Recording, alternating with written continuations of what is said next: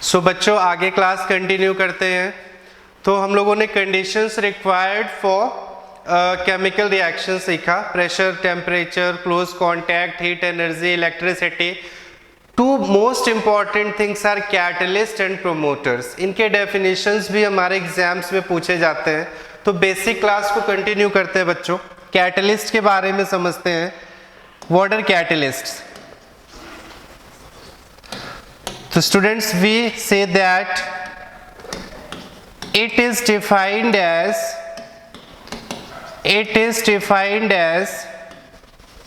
the substances which alters the rate of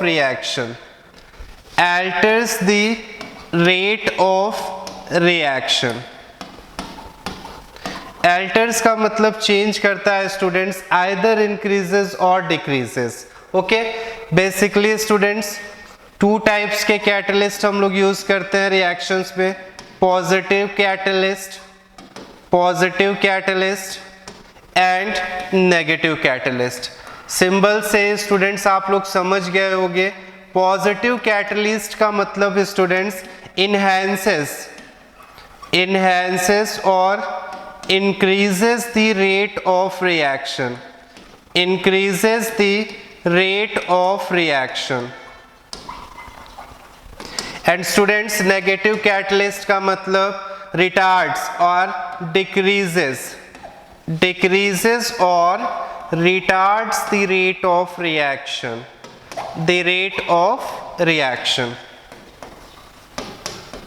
okay। अब students what are the use of catalyst? एक बात और याद रखना है students, alters the rate of reaction without participating in chemical reactions,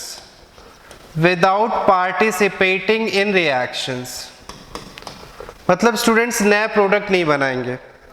अब जरूरत क्या है स्टूडेंट्स, कुछ रिएक्शंस होते हैं जो कि बहुत जल्दी होने लगते हैं, बहुत ही जल्दी कुछ रिएक्शंस होते हैं बच्चों।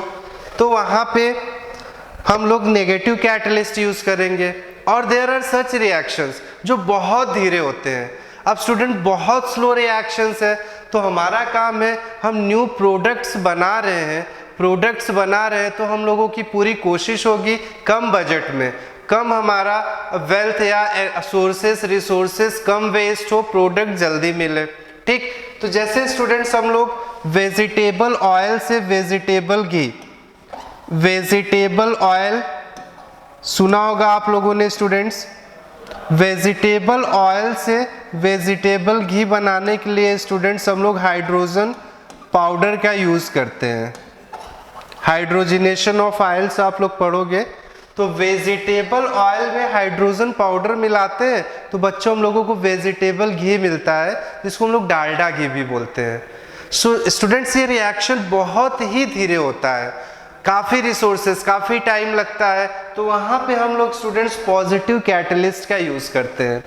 प्रैक्टिकली देखा गया, अगर इसमें हम लोग निकिल एलिमेंट है पता होगा, निकिल पाउडर मिला दें तो ये इनहैंस होता है रिएक्शन का रेट बढ़ जाता है, और after the completion of reaction nickel powder वैसे का वैसे बचा रह जाता है, ठीक। तो द सब्सटेंसेस विच इनहैंसेस और increases the rate of reaction without involving in the reaction are termed as positive catalyst. अब स्टूडेंट्स कुछ रिएक्शंस काफ़ी तेज होते हैं, उनको रिटार्ड करना है, उनको धीमा करना है, तो उसके लिए हम लोग नेगेटिव कैटलिस्ट का यूज करेंगे। बच्चों हाइड्रोजन पेरोक्साइड का जब भी हम लोग डिकम्पोजिशन करते हैं तो वहाँ पे फॉस्फोरिक एसिड जो है नेगेटिव कैटलिस्ट का काम करता है। ओके बच्चों, तो catalyst are the substances which alters the rate of reaction without involving in it. If a catalyst enhances or increases the rate of reaction, then it is positive. जैसे यहाँ पे hydrogenation of oils में nickel positive catalyst का काम कर रहा है बच्चों। And if a catalyst decreases the rate of reaction, then it is termed as negative catalyst. Hydrogen पर ऑक्साइड का स्टूडेंट जब डिकम्पोजिशन करते हैं तो वहां पे फॉस्फोरिक एसिड नेगेटिव कैटलिस्ट का काम करता है। ठीक, तो बच्चों कई रिएक्शंस है जिसमें हमको कैटलिस्ट की जरूरत होती है। So it is a condition for the accomplishment for the fulfil of chemical reaction. अब स्टूडेंट्स प्रोमोटर्स की बात करते हैं। प्रोमोटर्स, अब स्टूडेंट्स कई ऐसे रिएक्शंस हैं जिनको हम लोग कैटलिस्ट के बाद भी रिएक्शन का रिजल्ट फुलफिल नहीं हो पाता। कैटलिस्ट हमने यूज किया फिर भी रेट ऑफ रिएक्शन काफी धीरे है, तो वहां पे हम लोग प्रोमोटर्स का यूज करेंगे। They are the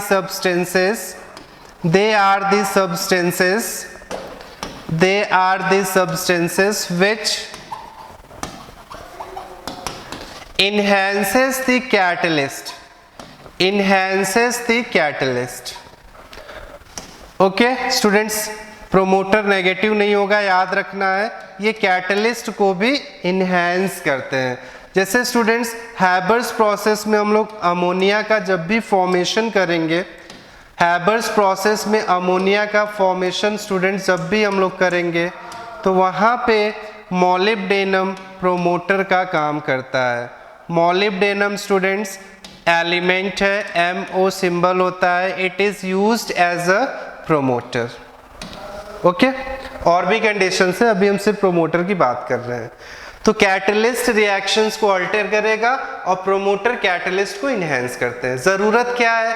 certain reactions that are completed in a very slow process, then we use positive catalyst to enhance them, and also there are certain reactions which is completed in a very slow process, very fast process, to retard them we use negative catalyst. But there are certain reactions where positive catalyst also not enhances the reactions, then we use promoters. Okay बच्चों, तो these are the conditions students: precipitate, effervescence, promoters, catalyst। आप लोग बिल्कुल याद रखोगे, definitions भी exams में लिखने को आते हैं और इनका काफी यूज है। ठीक है बच्चों, तो हम लोगों ने केमिकल रिएक्शन सीखा, रिएक्टेंट प्रोडक्ट सीखा, कैरेक्टरिस्टिक सीखा, व्हाट आर द कंडीशंस। तो ये बेसिक बातें हम लोगों ने स्टूडेंट सीखा। अब students making chemical equations more informative, making chemical equations or reactions more informative। अब स्टूडेंट्स और हम लोग इसको chemical reaction, student suppose H2 लिखा है या N2 2NH3। स्टूडेंट्स इससे हम लोग क्या पता कर पा रहे हैं? नाइट्रोजन हाइड्रोजन को रिएक्ट कराया, अमोनिया गैस बन गया। बट अगर हम लोग पता करना चाहें नाइट्रोजन किस स्टेट ऑफ मैटर में लिया गया, टेम्परेचर कितना है, कैटलिस्ट प्रोमोटर यूज हुए हैं कि नहीं, तो ये सारी बातें हम लोग नहीं दे पा रहे हैं यहाँ पे। तो for these informations we can make equations more informative by writing their physical states, okay students, जैसे यहाँ गैस फॉर्म में नाइट्रोजन है, हाइड्रोजन गैसियस प्रोडक्ट बना। By writing temperature, pressure etcetera, by writing catalyst, promoters etcetera. Okay students, suppose यहाँ 2 atmospheric pressure है, 300 temperature है, molybdenum promoter है, iron catalyst है। ओके स्टूडेंट्स, तो ये सारी बातें हम लोग लिखकर इक्वेशन को और भी इंफॉर्मेटिव बना सकते हैं। स्टूडेंट्स रिएक्टेंट सॉलिड होगा तो आप स्मॉल s, लिक्विड होगा L, गैसियस होगा G, और AQ का मतलब स्टूडेंट्स होता है एक्वस। एक्वस। और स्टूडेंट्स एक्वस सॉल्यूशन का मतलब solution of any substance, solution of any substance, solution of any substance with water, with water. Okay, so students याद रखना एक्वस सॉल्यूशन है मतलब उसमें वाटर जरूर होगा, वाटर मस्ट होगा, बाकी कुछ भी। एक्वस सॉल्यूशन ऑफ मिल्क मतलब वाटर और milk, aqueous solution of salt water and salt, water जरूर होगा और AQ से डिनोट करेंगे। ठीक है बच्चों, तो हम लोग इक्वेशंस को और इंफॉर्मेटिव बना सकते हैं फिजिकल स्टेट्स लिख के, टेम्परेचर प्रेशर को लिखकर, ठीक है, कैटलिस्ट प्रोमोटर को भी मेंशन करके इंफॉर्मेटिव बना सकते हैं। इतनी बातें स्टूडेंट्स हम लोगों को आनी चाहिए।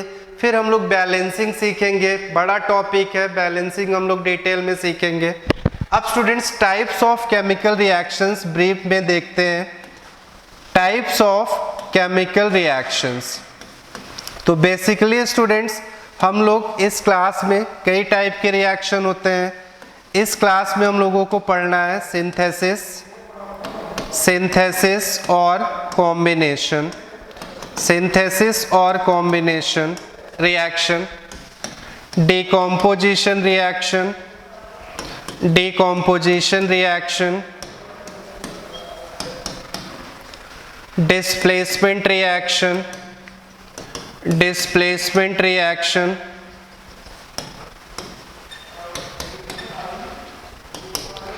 Double displacement, double displacement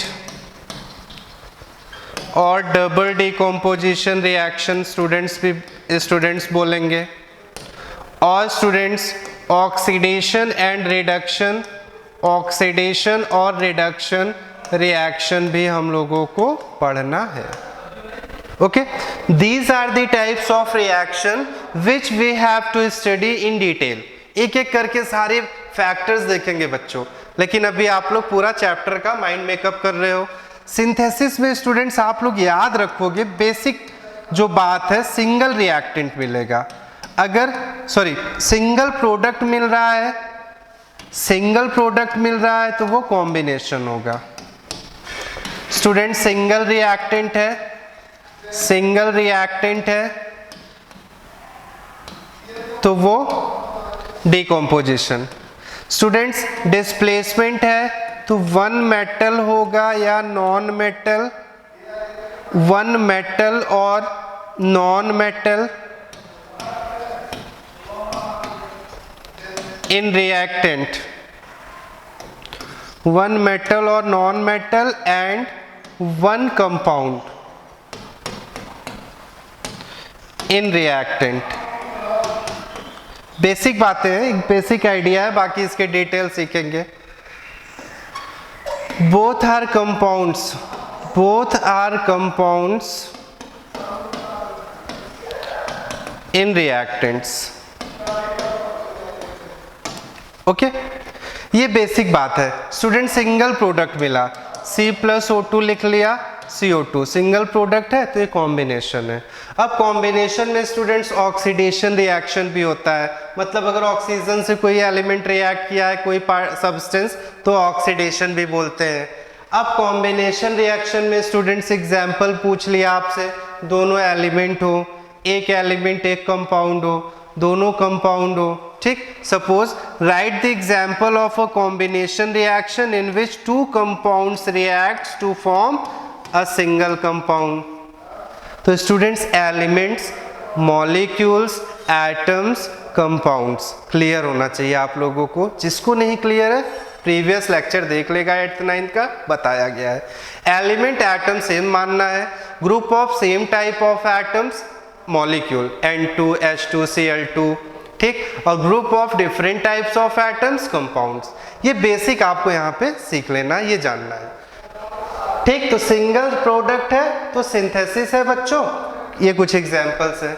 single reactant like students potassium chlorate को हम लोग हीट कर दें, रिएक्टेंट से मतलब है रिएक्टेंट सिंगल होगा तो उसको हम लोग बच्चों बोलते हैं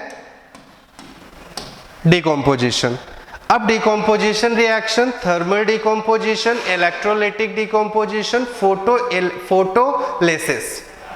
थर्मल डिकम्पोजिशन मतलब स्टूडेंट्स हीट एनर्जी प्रोवाइड करके डिकम्पोज करें। सिंगल रिएक्टेंट को हीट एनर्जी प्रोवाइड कर दिया गया तो this is thermal decomposition. Electricity pass किया गया बच्चों तो इलेक्ट्रोलाइटिक डिकम्पोजिशन। अब इलेक्ट्रोलिसिस रिएक्शन भी बोलते हैं बच्चों। अब उसके बाद कुछ सर्टेन रिएक्शन अकर्स और certain reaction decomposes in the presence of sunlight, such type of reactions are called photolysis. Okay, तो डिकम्पोजिशन के एग्जांपल्स बच्चों, डिस्प्लेसमेंट में स्टूडेंट्स एक मेटल या नॉन मेटल होगा रिएक्टेंट में और एक कंपाउंड, लाइक जिंक था स्टूडेंट्स, सॉरी आप लोगों ने देखा था Cu प्लस FeSO4,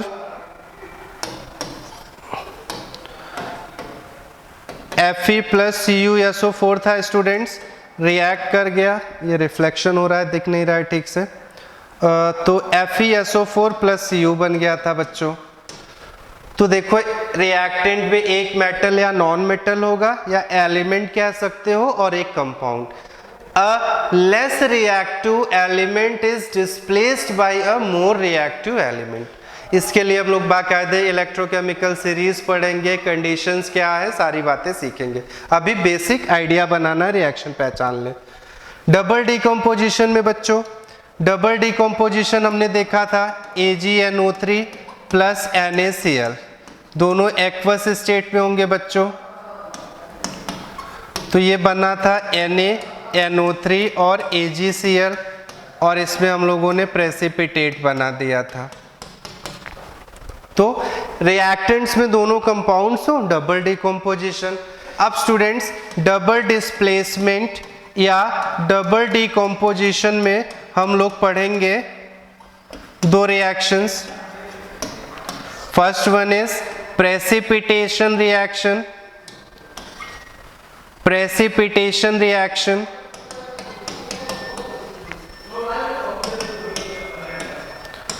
और बच्चों neutralisation reaction, neutralisation reaction. Precipitation में आप लोग समझ गए हो, अब प्रेसिपिटेट बनेगा, दो कंपाउंड्स एक्वस फॉर्म में रिएक्ट करेंगे, अपने आयंस एक्सचेंज कर लेंगे, प्रेसिपिटेट बनेगा, ठीक। न्यूट्रलाइजेशन में students when an acid reacts with a base it forms salt and water and the reaction is termed as neutralization reaction। Acids क्या होते हैं, बेस क्या होते हैं, डिटेल में स्टूडेंट्स हम लोग इसको सीखेंगे अभी, ठीक है। तो जब भी एसिड बेस से रिएक्ट करेगा सॉल्ट वाटर होगा और इस रिएक्शन को न्यूट्रलाइजेशन।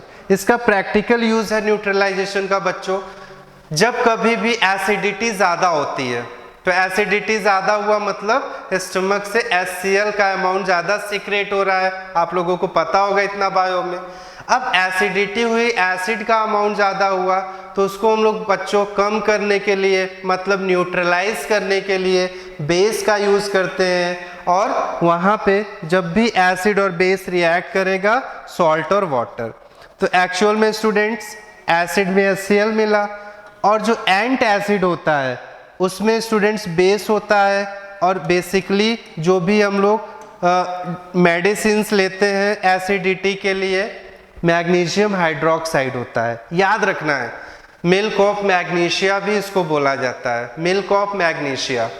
अब स्टूडेंट्स इसमें होगा क्या, वाटर बनेगा, मैग्नीशियम क्लोराइड सॉल्ट बना और वाटर बन जाता है, ठीक। और ये सॉल्ट बना, एसिडिटी खत्म हो जाती है, रिएक्शन बैलेंस कर लेंगे हम लोग बाद में, ठीक है। तो याद रखना है आप लोगों को, एसिडिटी ज्यादा है तो वहाँ बेस।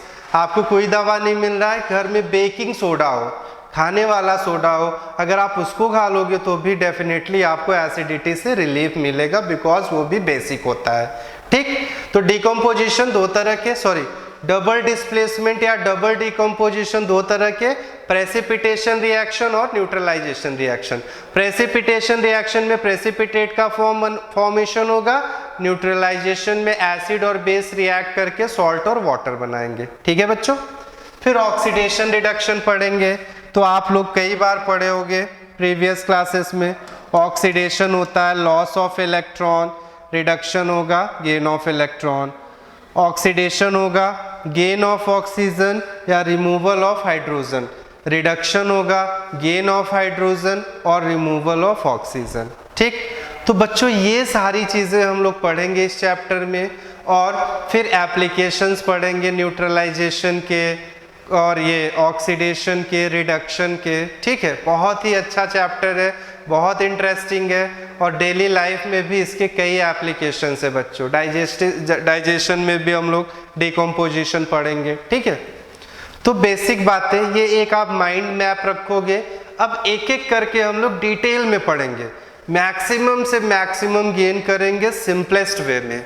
ठीक, लेकिन उसके लिए 5 बातें आपको सीखनी होंगी। मैंने लिखा elements, electronic configuration, ions, compounds, फिर रिएक्शन, सारी प्रॉब्लम खत्म। ठीक है दोस्तों, तो आप लोग इतनी कोशिश करोगे, ये वीडियो पूरा देखोगे, इस चैप्टर का ब्रेन मैप हो गया, फ्लो चार्ट हो गया। अब हम लोग एक एक करके सीखेंगे, ढेर सारे क्वेश्चन सॉल्व करेंगे।